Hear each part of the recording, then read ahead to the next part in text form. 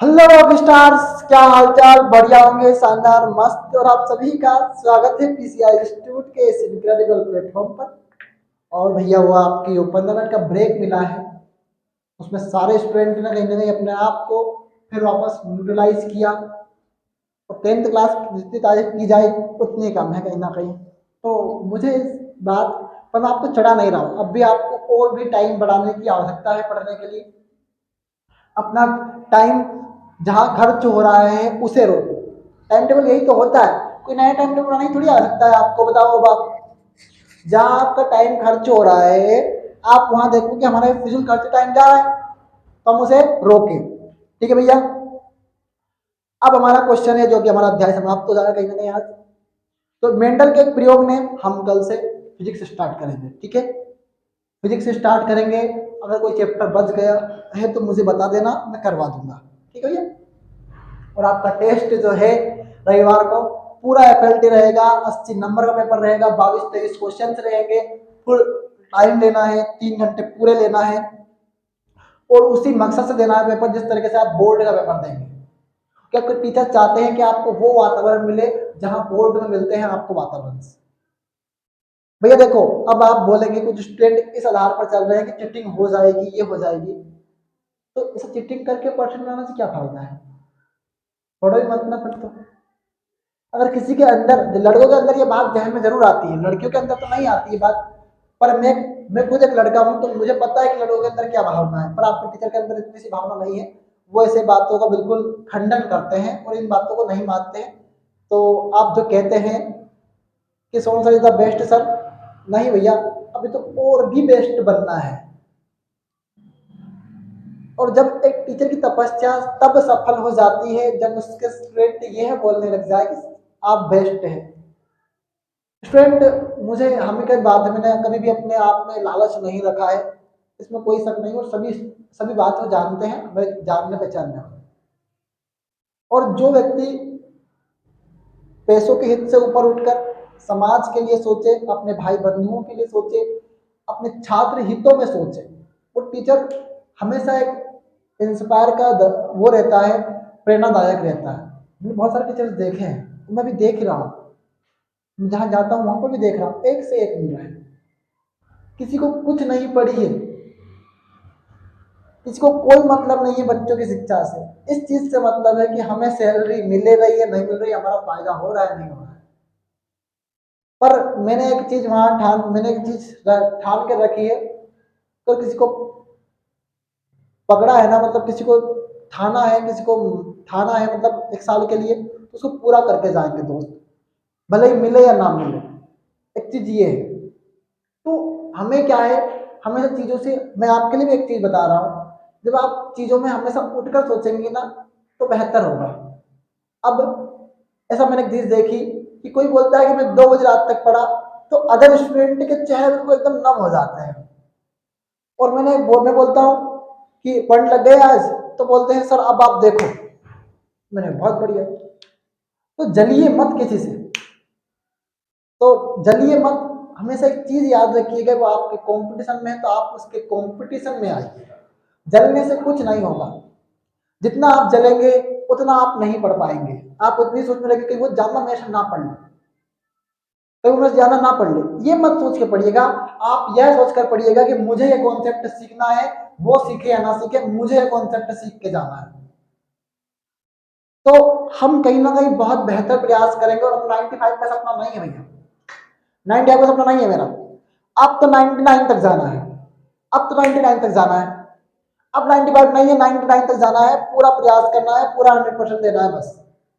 और बस, कौन कौन रेडी है? और आज फिर कह रहा हूं 1:30-2 बजे तक जागेंगे भैया। हाँ, 1:30-2 बजे कौन कौन रेडी है? बताओ जल्दी, बताओ जल्दी। हाँ, मुझे बुखार है फिर भी हम जगेंगे, ठीक है, पढ़ेंगे। कौन कौन रेडी है?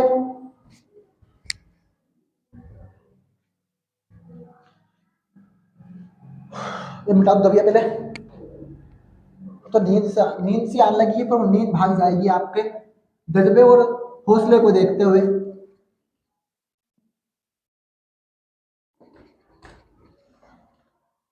मैंने साइंस के क्लास में बोला था कि हिंदी अगर कुर्सी पे बैठ के पूरी हो जाए तो वो जीनियस टीचर है। वास्तव में सही बात है ये।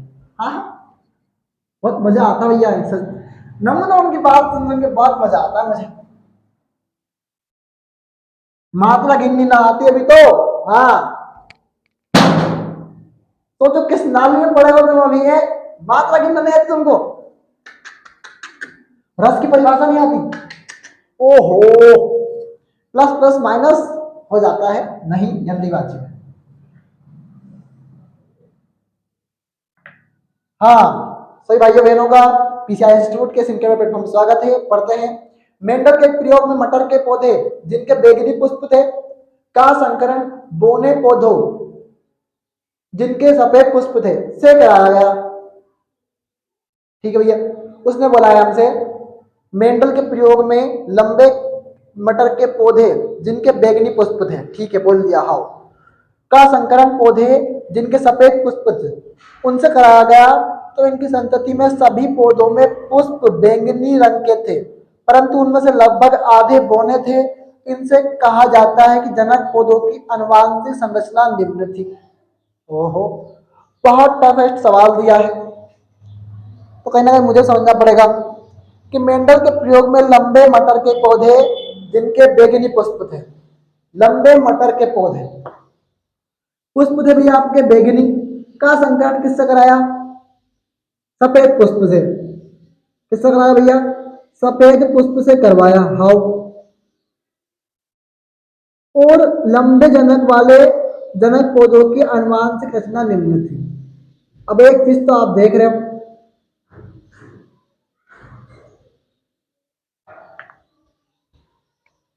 कि सर बैगनी पुष्प आ रहा है, क्या आ रहा है सर?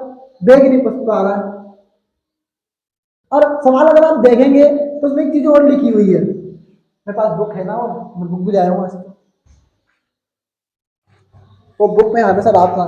मेंडल के प्रयोग में मटर के लंबे पौधे जिनके बैगनी पुष्प थे, लंबे पौधे, लंबे मटर के पौधे जिनके बैगनी पुष्प थे का संकरण पौधे जिनके सफेद पुष्प थे कराया। हम करते हैं क्या भैया,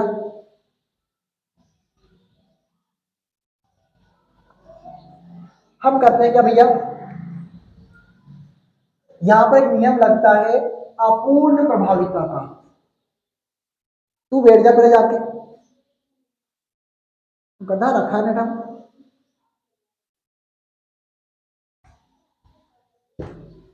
फिर आ गया। अबे क्या है बे वहां है, अरे अरे, अबे गधे,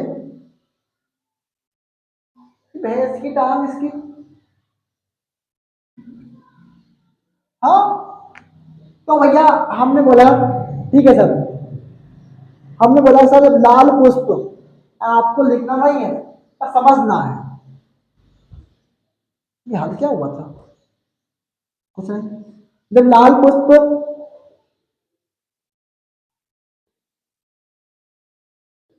और सफेद पुष्प,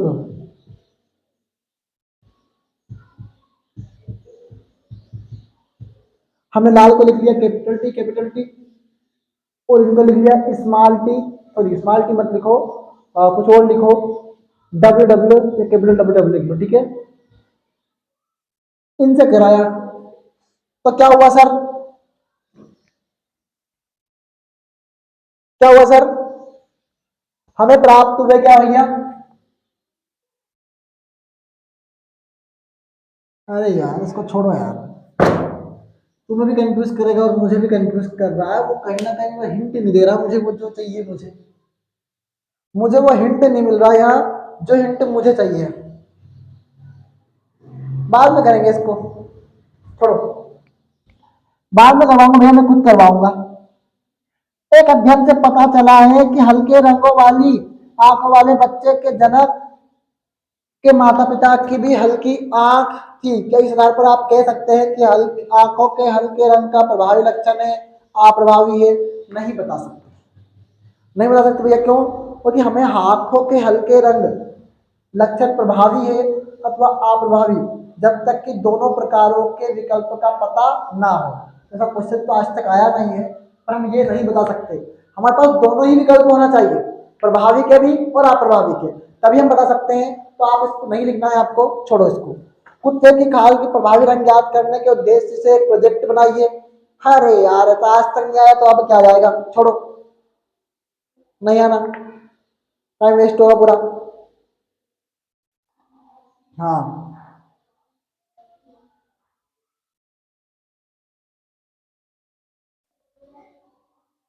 ये वाला करना है, लास्ट वाला। संतति में नर एवं मादा जनकों द्वारा अनुवांशिक योगदान के बराबर की भागीदारी किस प्रकार सुनिश्चित की जाती है।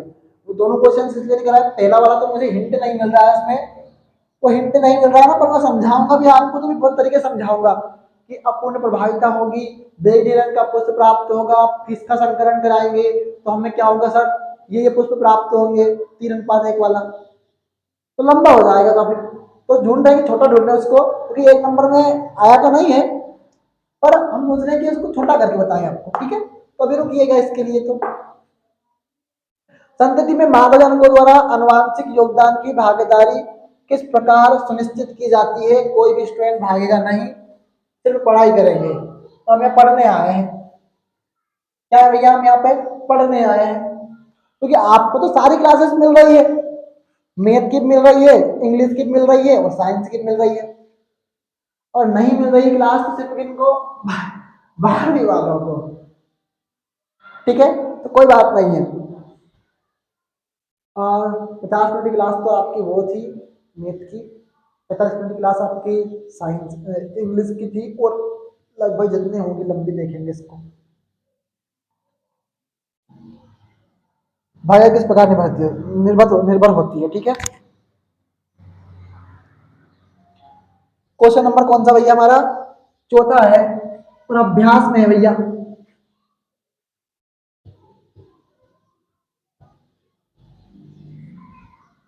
कहने भैया अभ्यास में है। क्वेश्चन नंबर आपका प्रश्न नंबर 4, उत्तर लिख रहा हूँ, लास्ट क्वेश्चन है, फिर फिजिक्स से स्टार्ट हो जाएगी, फिजिक्स का बेसिस समझाएंगे और बढ़िया तरीके से पढ़ेंगे। लैंगिक जनन क्रिया में गुणसूत्र, अब समझाऊंगा भैया मैं इसको, कोई टेंशन मत लेना आप। पर ये जो अर्धसूत्री आया है ना, ये 9th क्लास का टॉपिक है। हाँ, पर हमने तो पढ़ी ही नहीं, तुमने 10th में कहा ढंग से पढ़ ली, बताओ मुझे आप। ये मास्टर ने क्या क्या कह दिया मम्मी, हाँ, ये मास्टर ने कह करके, मैं कुछ नहीं कहा मैम आंटी जी, मैंने ये बोला कि ये बच्चों ने 9th क्लास में पढ़ लिया था, तो फिर यहाँ क्या झक मार रहे हैं, ये बता ना रहे हैं आंसर। लघु समूह है शब्द सूत्री का, मुंह से बोला आवे ना, फिर भी आंसर इसका आवे ना, तो कैमरा मैन फोकस करो और सोनू सर समझाएंगे। तो सोनू सर ने बोला थोड़ी देर रुक जाओ फिर समझाएंगे। हाँ,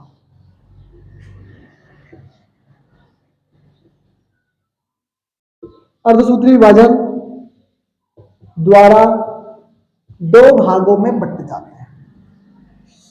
अरे 2 भागों में बंट जाते हैं।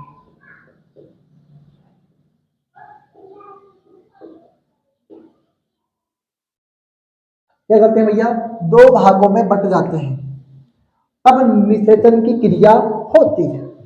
एग्जैक्टली समझाऊंगा भैया, क्रिया, और कल समझाया भी था।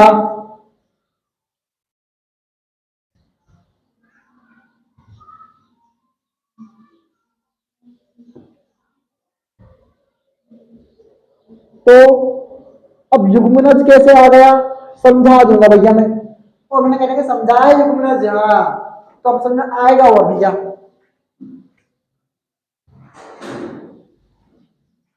युग्मनज में आधे गुणसूत्र पिता से तथा आधे गुणसूत्र माता से प्राप्त होते हैं। सर युग्मनज क्या है, रुको जरा, सबर करो, बोला ना धक्का मुक्की नहीं करने का। आज हमारी बायोलॉजिक माता खत्म हो जाएगी, फिर हम जश्न मनाएंगे, कहने को जश्न बहार आए। ठीक है, तो आज सारे स्टूडेंट डाल देना स्टूडेंट्स बायोलॉजी खत्म। नहीं नहीं, कभी भी अपनी स्टडी का बखान मत करो, नजर लग जाएगी, वो नजर बहुत बुरी चीज होती है भैया। हाँ, तो बखान मत करो। आपके टीचर को बताओ आप कितना पढ़ते हो, बस टीचर खुश है आपसे, बहुत ज्यादा खुश है। सोनू सर तो बहुत खुश है यार, मतलब बहुत ज्यादा बेचारा।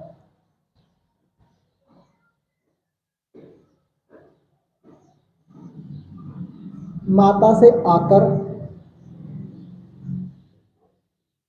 आपस में, और गुंजन आप क्लास को बीच में छोड़ के चले जाते हैं। हाँ, कल हुआ था ऐसा, मेरे पास सारी लिस्ट रहती है, वो इंसान टाइम लिख के रखता है, कौन कब कहां से क्यों गया, कैसे गया, किसका जवाब नहीं आया, किसका जवाब आया। तो इतनी इंफॉर्मेशन रखना, इसीलिए तो पैसे देते हैं भैया, बहुत खर्चा कर रहे हैं आप पर, क्योंकि आपका डिसिप्लिन नहीं टूटना चाहिए।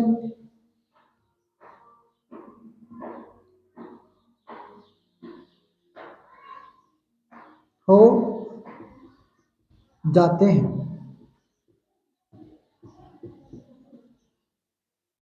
नर से 23 गुणसूत्र, भैया मैं तो ऐसे ही पढ़ाऊंगा। हाँ, मजाक मस्ती से बात करते करते। तथा मादा से 23 गुणसूत्र मिलकर संतति में 46 गुणसूत्र होते हैं। क्या भैया, 46 गुणसूत्र होते हैं।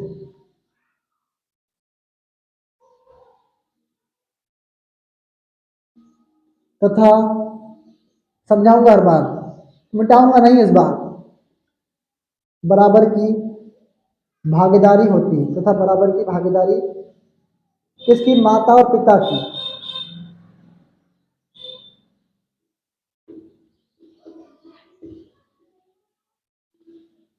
यही कारण है कि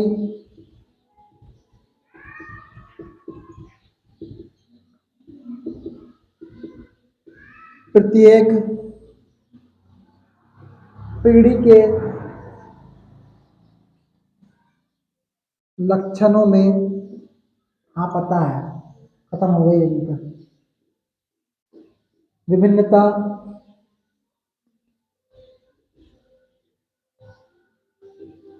आती रहती है। क्या आती भैया, प्रत्येक पीढ़ी में क्या होती है, लक्षणों में विभिन्नता आती रहती है। ठीक है भैया,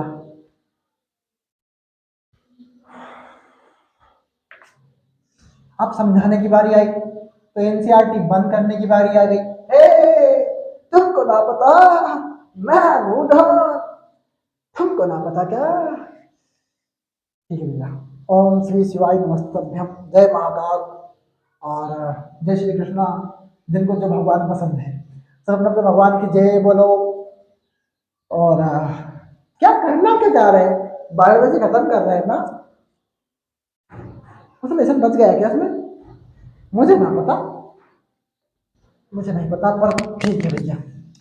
अब लैंगिक जन्म क्या होता है सर, जिसमें दो युग्मकों की आवश्यकता हो। देखिए, जन्म दो प्रकार के होते हैं, लैंगिक जन्म और अलिंगिक जन्म।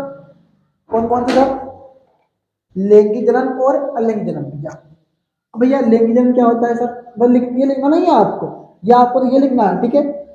इसमें दो युग्मकों की आवश्यकता होती है, नर और मादा। सर अलिंगिक जन्म क्या होता है, तो जिसमें एक ही युग्मक की आवश्यकता हो, उसे बोलते हैं अलिंगिक जन्म। अलिंगिक जन्म, लैंगिक जन्म क्रिया में गुणसूत्र अर्धसूत्री विभाजन द्वारा दो भागों में बट जाता है। अब सुनो भैया, हमारे पास क्या था सर, दो गुणसूत्र थे, एक एक्स और एक वाई। इनमें मान लो हुआ अर्धसूत्री विभाजन, तो एक तो अलग बढ़ गया, एक अलग बढ़ गया, ठीक है, एक अलग बढ़ गया, एक अलग बढ़ गया। चलिए समझ में नहीं आ रहा है तो कोई बात नहीं है। अर्धसूत्री विभाजन मतलब एक कोशिका है सर, क्या भैया, एक कोशिका। अब उसमें हम कर रहे हैं क्या, अर्धसूत्री विभाजन, ये आपको उतारना नहीं है, अर्धसूत्री विभाजन। तो कितनी कोशिका बनेगी सर, दो बनेगी। फिर सर क्या हुआ, इनमें अर्धसूत्री विभाजन हुआ तो दो से कितनी बनेगी सर, चार बनेगी। कितनी बनेगी सर, चार। फिर चार से कितनी बनेगी सर, आठ बनेगी सर, तो ये आठ हो गया। देखो दो दो चार दो छह और दो आठ, फिर आठ से फिर 16 बनेगी सर। तो मतलब कह रहे हैं, शुरुआत ये हो रही है कि अर्धसूत्री विभाजन में क्या होता है सर, आधे आधे भागों में बट गई है कोशिका। कितने भागों में बटी सर, आधे आधे भागों में बट गई। अब मान लीजिए भैया तब निस्तेजन होगा। अब मानो भैया मैं बता रहा हूं, पुरुष में भैया कितने गुणसूत्र हैं, 46। महिला में कितने हैं सर, धन का मार्कर डाल लो थोड़ा।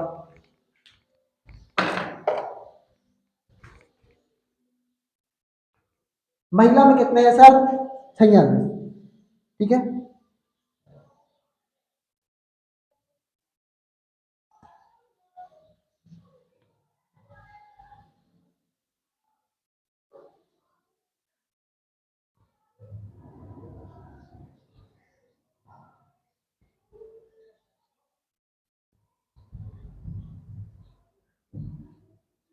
ठीक है भैया, 6 से भैया, ठीक है।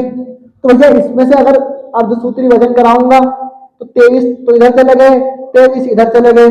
और महिला में तो भैया सारे ही एक जैसे होते हैं, तो 23 इधर चले गए और 23 इधर चले गए।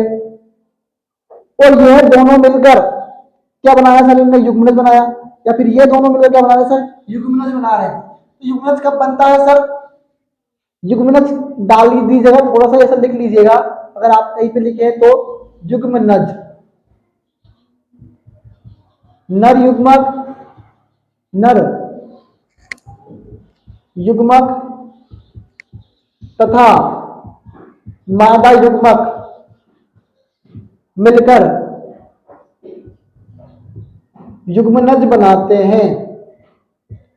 युग्मनज आपका भ्रूण है, कौन है भैया, भ्रूण। भ्रूण समझते हो ना, भ्रूण क्या होता है, युग्मनज बनाते हैं। नर युग्मक क्या है भैया, शुक्राणु। और मादा युग्मक क्या है सर, अंडाणु। हमने कल ही पढ़ाया था आपको, हाँ। तो बीच में से रोकटोकी मत करिए, बिल्कुल ना सुनेंगे हम तुम्हारी। तो नर युग्मक क्या भैया, शुक्राणु है, मादा युग्मक क्या भैया, अंडाणु है। दोनों मिलकर क्या बना रहे हैं, युग्मनज बना रहे हैं, यानी भ्रूण बना रहे हैं। अब हमने देखा परागण में कि भैया पराग कब आ रहे हैं, तो कहां पर, वर्तिकाग्र पर स्थानांतरित हो रहे हैं। कहां पर जा रहे हैं भैया, अंडक पर जा रहे हैं, जायांग पर जा रहे हैं। कहां पर जा रहे हैं, जायांग पर। जायांग समझते हो ना, उसका फूल का एक भाग होता है, हाँ, वर्तिका, वर्तिकाग्र, जायांग। फिर उसके फूल के स्त्री जनन अंग है। और जो हमारा कौन है भैया, परागकण। नर युग्मक कौन है भैया, परागकण है, पुमंग है। और डंठल जो संरचना होती है ये आपके फूल में आते हैं मतलब। तो नर युग्मक कौन है भैया, शुक्राणु है, मादा युग्मक कौन है भैया, अंडाणु है, मिलकर बना रहे हैं युग्मनज, बना रहे हैं भ्रूण बना रहे हैं। तो भैया क्या करेंगे, भागों में बढ़ गए, निषेचन की क्रिया हो गई, तो युग्मनज बनता है। क्या बनता है भैया, युग्मनज बनता है। अब युग्मनज में, अब युग्मनज आया, क्या बना सर, मैं समझाऊंगा इसको और भी बेटर तरीके से, मैं कोशिश कर रहा हूं भैया, इधर आओ, हाँ। हेलो, बस सुनते रहना, क्या भैया, सुनते रहना। मान लीजिए ये नर है और ये कहेगा भैया मादा है। तो भैया ये युग्मक, ये युग्मक हुआ निषेचन, तो बन गया क्या भैया, युग्मनज। क्या बन गया भैया, युग्मनज। तो आधे गुणसूत्र किससे आए हैं भैया, पुरुष से आए हैं, आधे किससे आए, महिला से आ गए हैं। दोनों आपस में मिल रहे हैं तो संयोजित बोल दिया। नर में 23 गुणसूत्र और मादा में 23 गुणसूत्र मिलकर वापस देखो 23 और 23, मतलब कितने बना रहे हैं, 46 गुणसूत्र होते हैं और बराबर की भागीदारी है। 23 23 कितने होते हैं, 46 बराबर इसने दिए ना, तो एक कम ना ज्यादा, एक कम ना ज्यादा। यही कारण है कि प्रत्येक पीढ़ी के लक्षणों में भिन्नता आती रहती है, मतलब कहने का मतलब ये नए नए अनुवांशिक पदार्थ इस तरह से होते रहते हैं। ठीक है, तो आज फिजिक्स पढ़े आज से। भैया कोई भी डाउट हो तो बोल दिया करो। अब ऐसा नहीं है कि मैं आपको कोई ग्रुप अलग से बनाऊं इसके लिए कि सर मैथ्स का ग्रुप बना दिया, साइंस का बना दो। अबे ग्रुप बनाते रहेंगे, पढ़ाई नहीं करेंगे क्या अपन? ग्रुप में पढ़ाना पढ़ना भी है भैया। हाँ मुझे पता है, मुझे पता है। हाँ 9:30 बजने में देर है अभी। ठीक है, कर लो जल्दी करना होता। अरे कुछ नहीं है, नर के आधे शुक्र वो गुणसूत्र आए, मादा का तो गुणसूत्र आया, बन के 46 गुणसूत्र बनाया है, युग्मनज बनाया है, युग्मनज भ्रूण है। कुछ नया नहीं है उसमें, कुछ भी नया नहीं है भैया।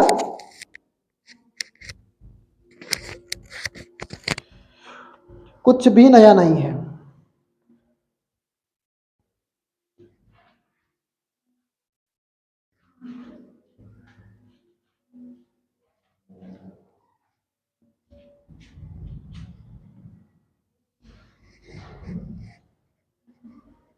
अब भैया बारी आई किसकी, फिजिक्स की आई। पर एक चीज बताना चाहता हूँ भैया, हमने कितना पढ़ा है यहाँ तक और कितना हमें पढ़ना है यहाँ तक। पर मैं फिजिक्स नहीं पढ़ा रहा। कब तक सर? संडे तक? नहीं नहीं सर, ज्यादा हो जाएगा, बच्चों पर जवाबदारी हो जाएगी सर। और मैं चाह रहा था कि आपको रिवीजन करवा दूं 13 दिनों में। कितने चैप्टर हुए हमारे यहाँ पे? कितने चैप्टर हो गए हमारे?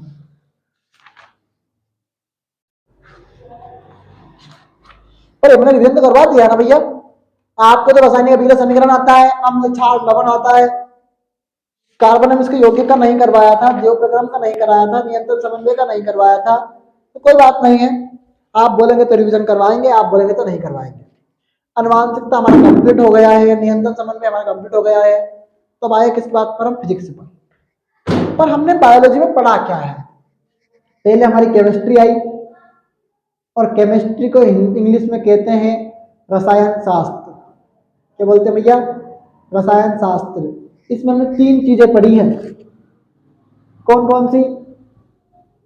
फिजिकल केमिस्ट्री,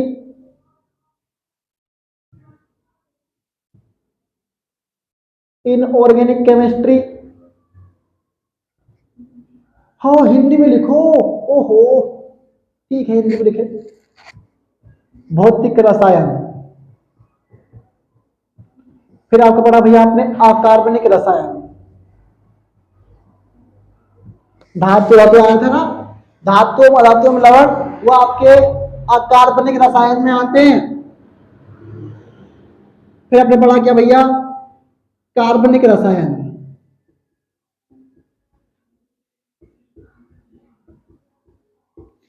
फिर बारी आई आपकी बायोलॉजी की, तो इसमें हमने 2 भाग पढ़े। जंतु विज्ञान, जो आपका आया था हार्ट आर्ट, वो जो जंतु विज्ञान में आ रहे थे, नियंत्रण समन्वय किस में आते थे, जंतु विज्ञान में। तो ये आपका आया था ये वनस्पति विज्ञान।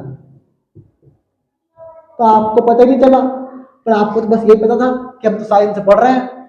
पर आपने साइंस में 5 चीजें पढ़ ली हैं। 5 चीजें पढ़ ली है। कौन कौन सी सर? भौतिक रसायन पढ़ा है, अकार्बनिक रसायन पढ़ा है, कार्बनिक रसायन पढ़ा है, जंतु विज्ञान पढ़ा है, वनस्पति विज्ञान पढ़ा है।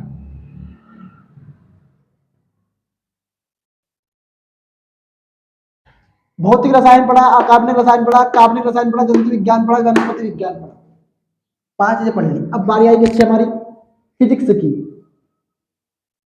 किसकी बारी आई? फिजिक्स की, जो हमें पढ़ना है। ठीक है, तो हम आज से स्टार्ट कर रहे हैं फिजिक्स को नए दौर के साथ। ये भी कहीं ना कहीं अपने आप में 20 नंबर का, 20 या 25 नंबर का दम रखती है। कौन? हमारे फिजिक्स। तो ये बहुत आईएमपी चैप्टर्स थे हमारे, जो हमने सारे कंप्लीट करे। सभी स्टूडेंट को बहुत बहुत बधाई, कॉन्ग्रेचुलेशन। और आप बोलेंगे सर रिवीजन करवा दो, तो रिवीजन भी करवाएंगे और साथ में ये भी चलाएंगे। तो 1 घंटा रिवीजन और 1 घंटा फिजिक्स। 2 घंटे? हो मर गए भैया तो। हाँ, कुछ नहीं मरे, पढ़ने वाले ये नहीं सोचते भैया कितने घंटे क्लास है। पढ़ने वाले ये सोचते हैं कि बस क्लास कब मिल जाए। तो आपके अंदर जज्बा होना चाहिए। जैसे कल वर्षा ने पूछा था कि सर साइंस की क्लास तो आएगी ना, तब मैं ही कमेंट में था, मैंने बोला बिल्कुल आएगी। तो ये आप में एक उत्साह है पढ़ने का। तो भैया आया हमारा कौन? प्रकाश, परावर्तन और अपवर्तन। क्या भैया? परावर्तन और अपवर्तन। ठीक है, पर हम क्या करेंगे भैया, पहले हेडिंग डालिएगा और नोट्स के तरीका से ही बनाइएगा। क्या करेंगे भैया? नोट्स को नोट्स के तरीके से ही बनाइएगा। मैं कुछ भी लिखवाऊंगा, मैं आंसर भी क्वेश्चन आंसर सब करवाऊंगा। तो अध्याय 9 है।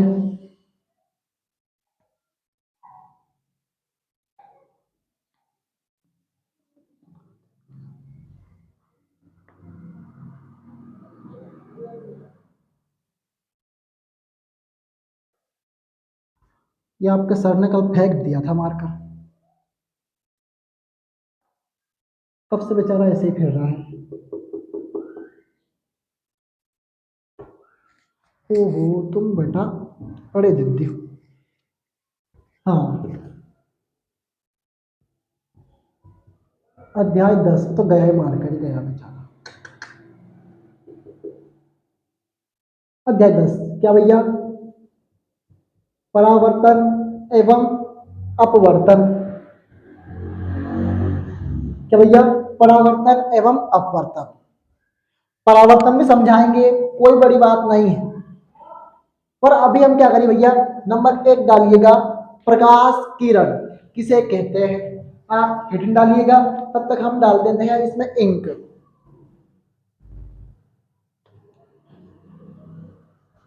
क्या करते हैं भैया, इंक डाल लेते हैं। हाँ बस 8 मिनट और, बस 8-9 मिनट और बस।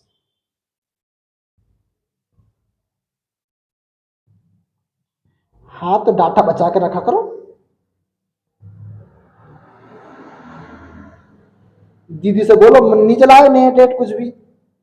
हाँ दीदी तो बहुत सेक्रीफाइस कर रही है बेचारी, पापा मम्मी बहुत सेक्रीफाइस कर रहे हैं। कब छोरी मोबाइल दे देगी, पढ़ने के लिए तो यूज कर रहे हैं मोबाइल। हाँ, इंस्टाग्राम पर रील देखते तो एक बार फिर भी सोचते, और हम कहाँ देख रहे हैं रील्स रील्स, हम तो पढ़ रहे हैं।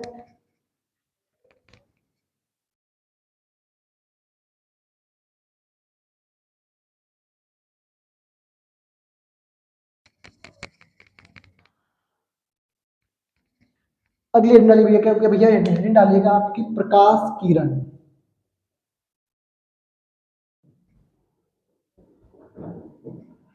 क्या भैया? प्रकाश किरण।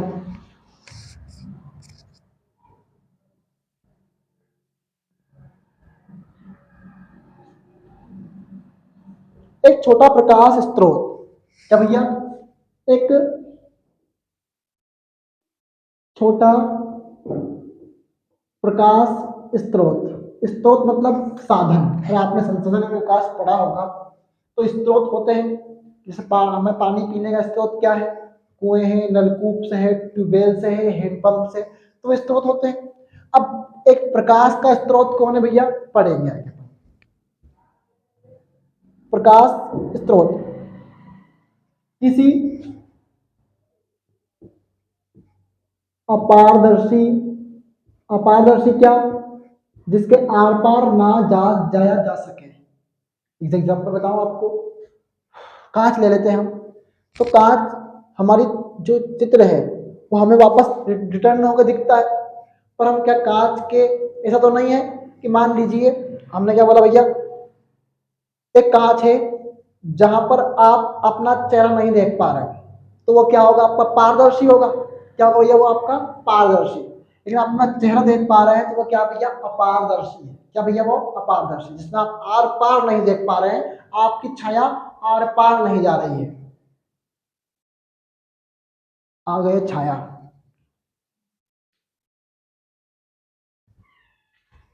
किसी अपारदर्शी, तीक्ष्ण,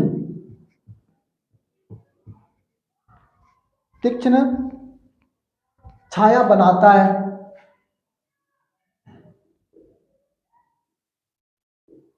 अब भैया जो दर्पण है, आप दर्पण बोलते हैं आप, जो मिरर होता है, हम उसके सामने देखते हैं, ओहो मैं तो कितना सुंदर हूँ, है, ओहो मैं इतना सुंदर हूँ, मैं क्या करूँ, तू डूब के मर जा रे चुल्लू भर पानी में, ठीक है चला जाऊंगा। पर मुझे क्या दिख रहा है, अपनी छाया दिख रही है काय पे, मिरर पर। तो अपारदर्शी तीक्ष्ण छाया बनाता है। तो भैया वो क्या है भैया, यह एक सरल रेखी पथ की ओर गति करता है, यह एक सरल रेखी पथ की ओर इंगित करता है, मतलब हमें दर्शाता है कि सरल रेखी पथ है भैया।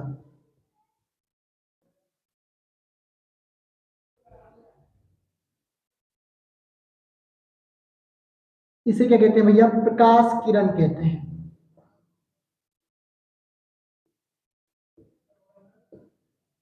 क्या कहते हैं भैया, प्रकाश किरण कहते हैं, ठीक है भैया, सही बात है।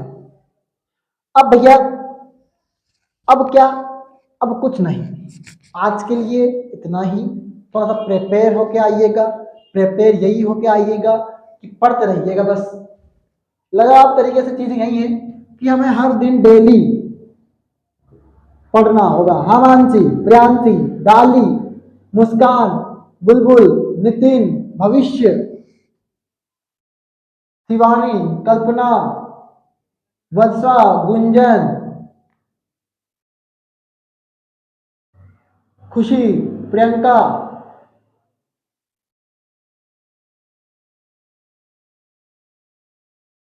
रानी,